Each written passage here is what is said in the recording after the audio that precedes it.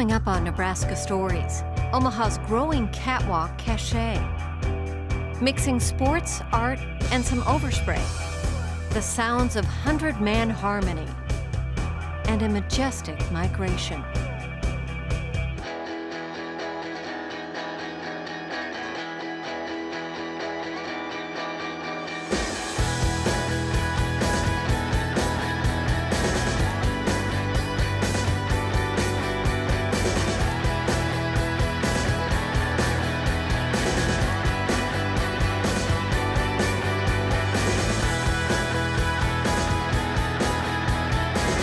In this behind-the-scenes look at Omaha's exploding fashion underground, we discover the last-minute struggles of putting art on a runway.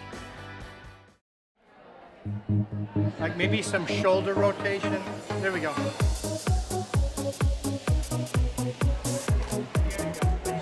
None of it's quite perfect.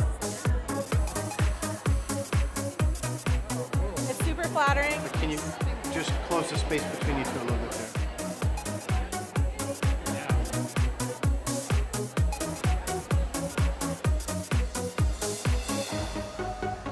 I was one of the ones kind of laughing and kind of like, really? Fashion in Omaha? Okay. I was in the fashion and beauty industry in New York, LA, Paris. Locally, I wanted to do something just to encourage creativity. I discovered that there were these like fashion designers and this fashion talent here in Omaha. We've got this really interesting designer scene, but it's not just the designers. Models, makeup artists, hairstylists, photographers. Oh, that was good. 1,000 people who help out behind the scenes. We work with about 55 independent fashion designers, and we have 9,000 attendees that come to our shows every year. There you go, that's really good. Omaha is actually the 5th largest fashion week in the country and the largest fashion week in the Midwest. And then you'll take your pins and just pin. I started sewing when I was 8 years old in 4-H. My first year, I won grand champion against all of the high schoolers, so that was like kind of a big deal for me at the time. Biggest dream is to one day have my own boutique in New York. I'm just a little baby in the fashion world. My background is like visual arts painting. I would describe myself as like more coming at it as a sculpture artist. You have to take in all those considerations of how it works on the body first. Feel good? Mm-hmm.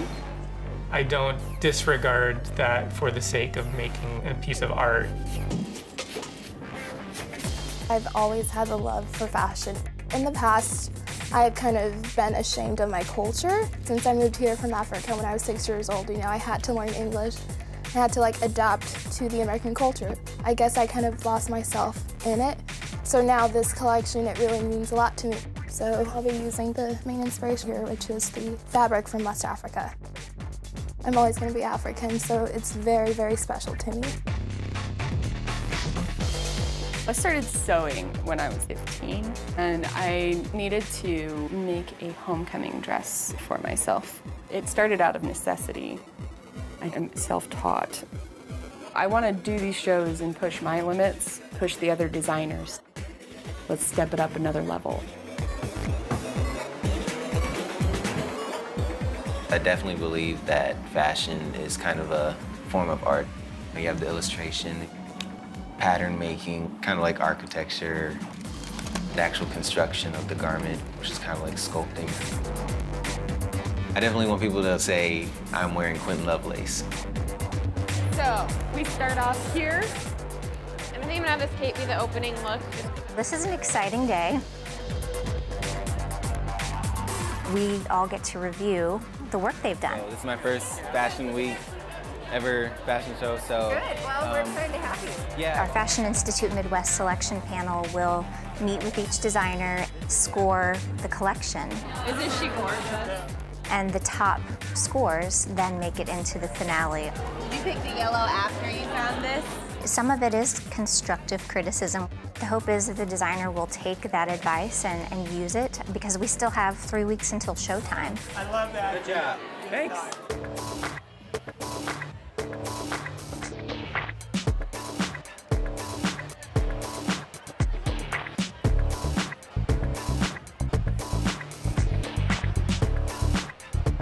becoming an entertainment factor here, and people are coming to see what fashion is all about in Omaha. I can't tell you how many people say, oh, I'm not a fashion person. And I'm like, well, are you wearing clothes? If you're wearing clothes, you're a fashion person.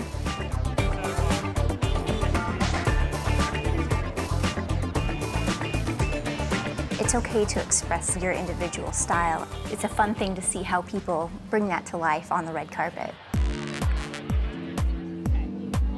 Welcome to Fashion Week!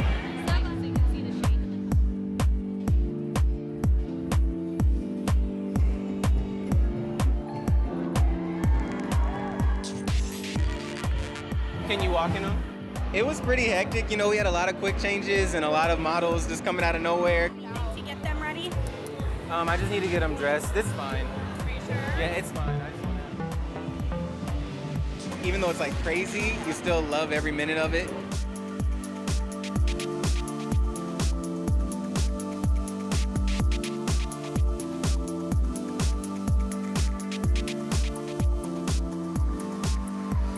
He will be famous. Sarah. Where's Sarah?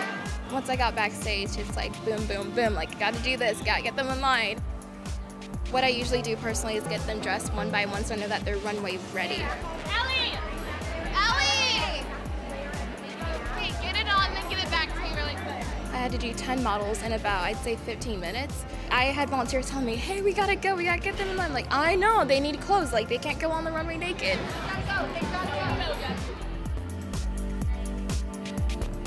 You put about 4 to 5 months of work into one collection, and it's done within 10 minutes. That was really fast, you know. All that work was put into that small amount of time, but it was worth it. It's a lot of sweating. A lot of running around.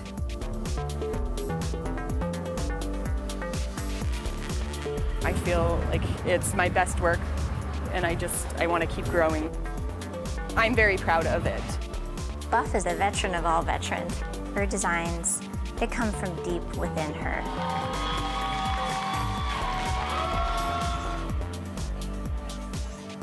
Few backstage emergencies trying to sew some girls up because their zippers had broke. This was my 10th collection. Okay, go over there. Once I saw everything together, it was, you know, kind of a whole new experience then from seeing them in my living room. You know, they don't look quite the same as they do on the runway.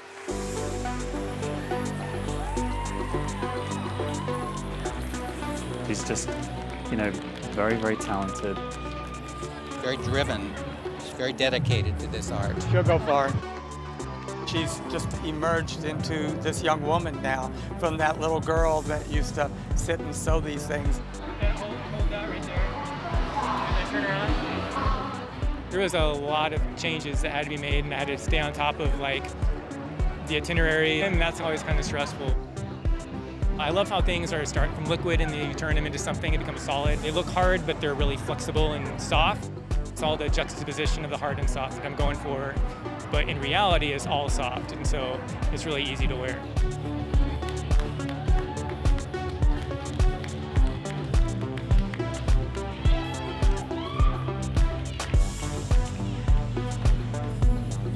He was part of the group of people that inspired me to start this.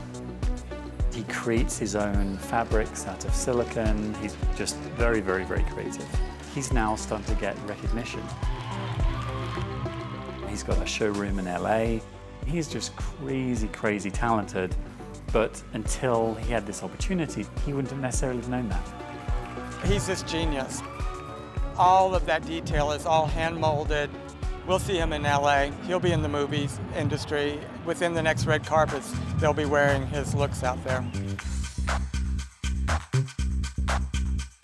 The stressful bits are putting all those things together, trying to work out if we're going to be able to afford to do it. When we talk about the young designers making success and they're starting to become self-sustaining, whenever we're having a challenging moment, we go, okay, this is why we do it. Right.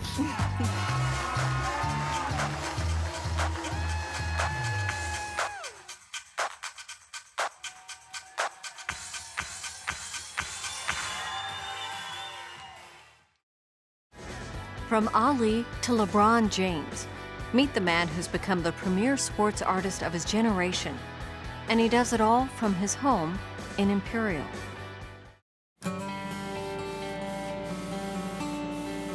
What's it like to be a sports artist? Sometimes it's a real love for it, and sometimes it's a real hate for it. You know, it just kind of depends how the artwork's going. As long as I can remember, that's what I wanted to be. From Muhammad Ali to Derek Jeter, Armando Villarreal has been commissioned to paint some of America's most iconic athletes. His paintings hang in galleries and private collections around the world, a long way from his start in Imperial, Nebraska.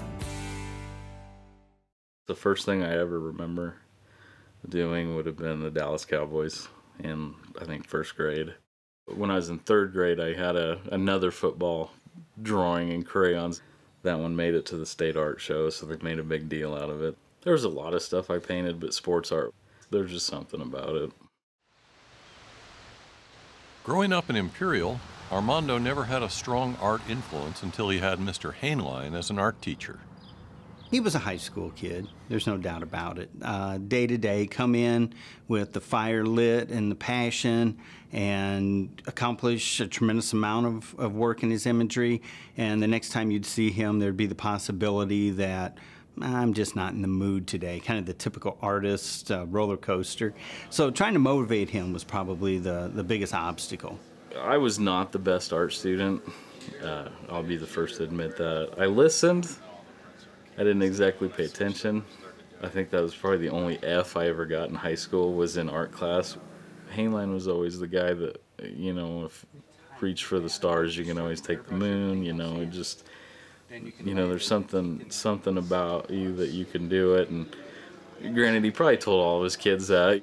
What I wanted him to do is to realize that if he's looking to the stars, something distant, and he encounters the moon on the way, seize the moment, and then reassess from there and move forward. Although Hainline gave Armando the push he needed to chase his dream, Armando's father took a more realistic approach. Dad says that I was stubborn. He told me that art would be a good hobby, that I'd never make a living at it.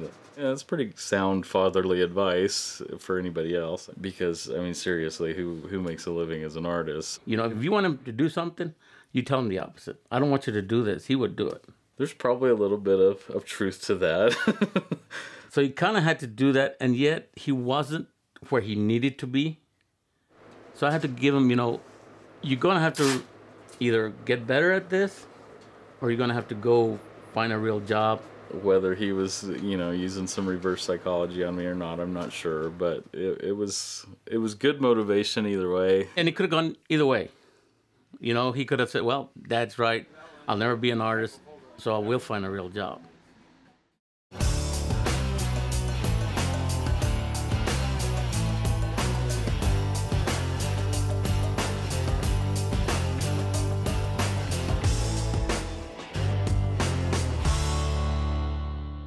We made a go at the wildlife art and all that stuff for a while. And it was hard to make money at it because there was so much wildlife art. And I was an unknown kid from Imperial, Nebraska. Armando went all in and moved to Florida. After bouncing around and picking up odd jobs for a while, Armando found employment in California painting custom motorcycles. Even though he painted award-winning bikes, Armando could see the effects the recession had on the shop. I could kind of see the writing on the wall that stuff wasn't going very well at the shop. So I got online and started looking for a job on Craigslist. And there was a sports artist. I was like, well, that'd be perfect. So I click on it and I read it, and you know, it says to email Sally. The journey to find Armando was a really long journey, and sometimes it was a really daunting journey. I actually looked at over 600 artists' work, and at one point I got it down to around about 200. She sent out a mass email to 14 artists. She's like, you know, we went through 500-600 artists, and we've picked you 14 to be, you know, as the finalist. So I gotta start going through these names, and there's guys that are like professional, really well-known sports artists. I didn't hear much about it for a couple of days, and then she writes me back and says, "Can we meet?" I knew as soon as I met Mondo that this was definitely going to be a great choice. What I want to do is take you to a place that brings out the emotion out of the viewer. I want you to feel like you're maybe in the batter's box, or that you're an outside linebacker, like you're part of the game. I can't think of much else to paint that's harder than sports art, but that's part of why I like it so much, is the challenge. They're washed out from all the reflections in the light, and then you're throwing portrait art on top of that. So it's not like I'm painting a duck. I mean, when you're painting a mallard duck, it's just got to have a green head, and that's a mallard duck. You know, when you're painting David Ortiz, it has to look like David Ortiz, you know. There's no leeway there. Armando Villarreal is the foremost sports artist of his generation because it's simply a fact. There just isn't somebody of his generation so young that has accomplished that many paintings. His paintings now hang in museums or in very important private collections. You know, that's not really my thing to judge. I don't see it as I am. I feel like I still have so much more to learn and so many more things to accomplish that just, once again, seems a little premature to be throwing something out like that. Though he might be just looking at landing on the moon now, he still realizes he's got to go to the stars. The way I see it, my next painting's my best painting. So as long as I have that mindset, I'm fine with where I'm at, because it'll always get better. And when I get to the point where that's my best painting, then I can quit. A dedicated cross-section of men from across the state gathers each week just to harmonize.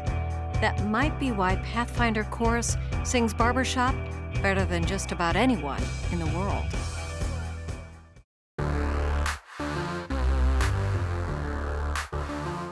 There are many places, people, and things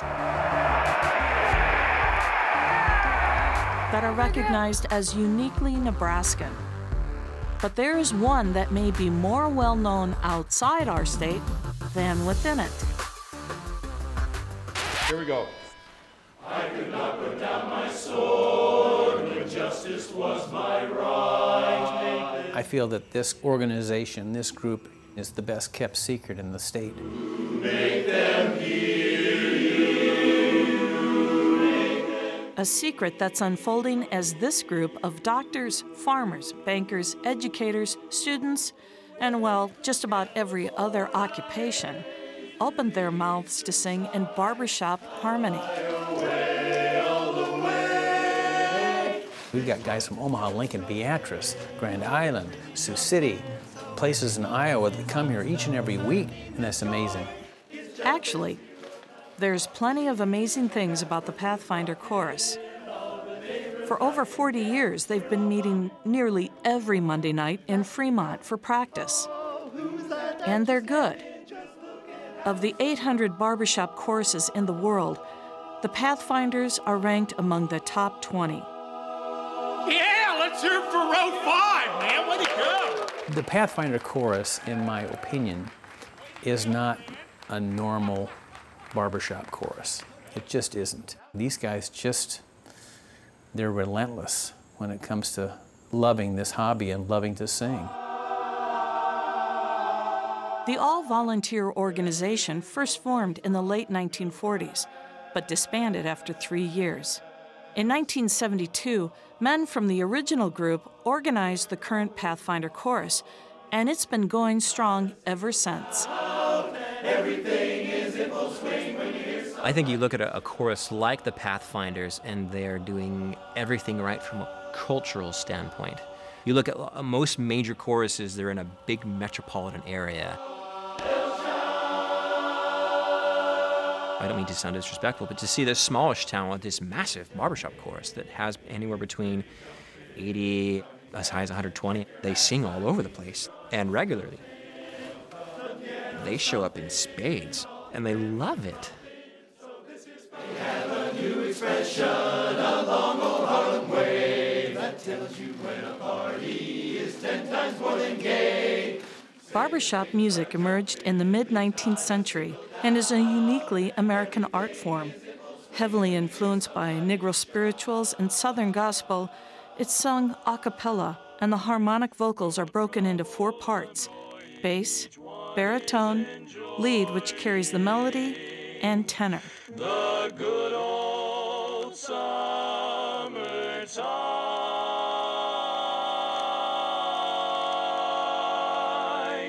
The tenor was actually singing harmony above the lead line, which is what makes the barbershop harmony sound. It's called barbershop music because that's where it began. Men waiting for their turn with a barber sang to pass time. It was mainstream music by the 1890s and was popular until the era of the big bands. It may have disappeared altogether if it hadn't been for the formation of the Barbershop Harmony Society in 1938. Today, it has 23,000 members. Barbershop is enjoying a resurgency, and I think it's due to a lot of singing becoming cool, singing becoming in vogue again. The popularity of groups like Pentatonix and even Jimmy Fallon's Ragtime Gals. We're bringing sexy back. We're bringing sexy back. Are putting harmonic a cappella singing back in the national spotlight. Our goal is to attract as many members to the hobby as we possibly can, but it's good if they're younger ones.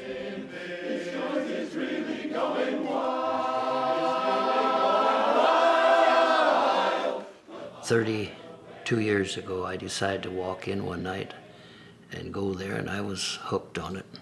Landy Mueller and his son Lowell are members of the chorus. They are also dairy farmers. It is a big commitment, and it's always a struggle to get it all fit in. You know, you're so tired from the day you think, oh, I can't do this. But you drag yourself into practice, and in 5 minutes, you forgot all about it. They can come and have camaraderie with one another and meet and sing and have a good time. These are all men that like to sing. I think I could have counted on my hands the 30 years that I missed practice. It's that dedication that's put the Pathfinders at the top of their game. In 2010, for the first time, they were champions of their district. And every year since, they've competed at the Barbershop Harmony Society's international competition.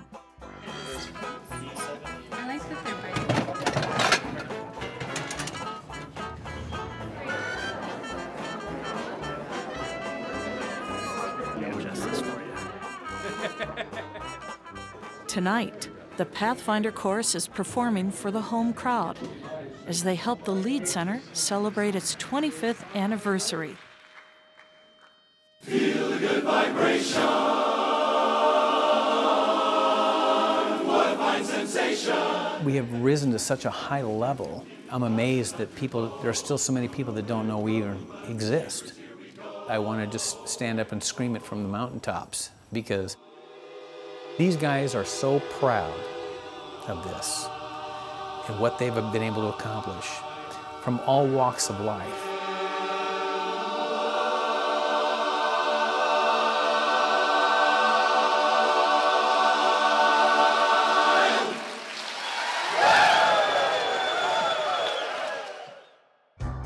Finally, a visit to Harlan County, a popular stopover for migrating birds, including the majestic white pelican.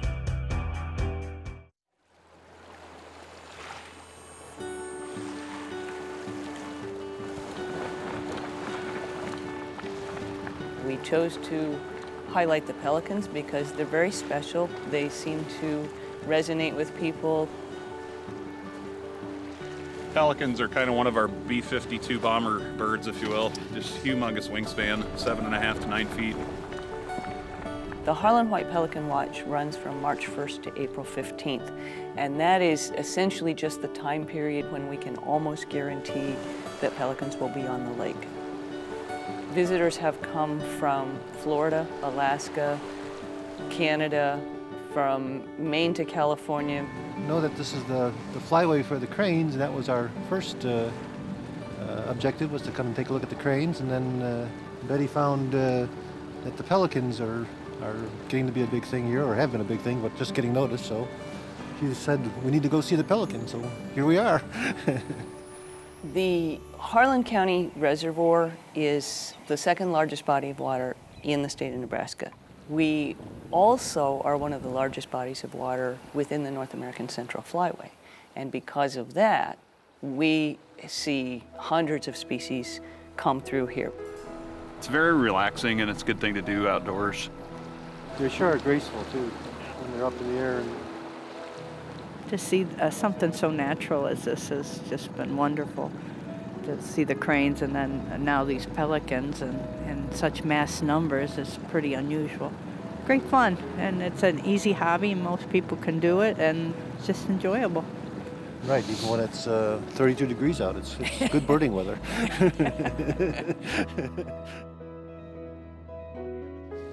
They just really catch my attention. These things are nice for letting people from the metro area or from out of state know what's available in the state to come look at. Birders are wonderful visitors to have in your community. They respect the people in the community, and they want to learn about the history of your community. They want to learn about natural resources and other things that other communities in Nebraska have to offer in that regard as well.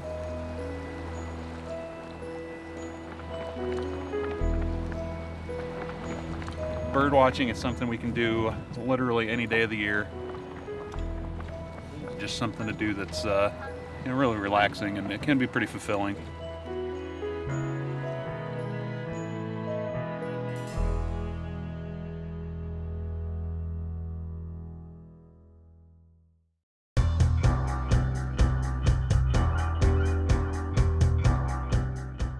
Watch our stories online at netnebraska.org/Nebraska Stories, and go to Facebook to like us and leave a comment.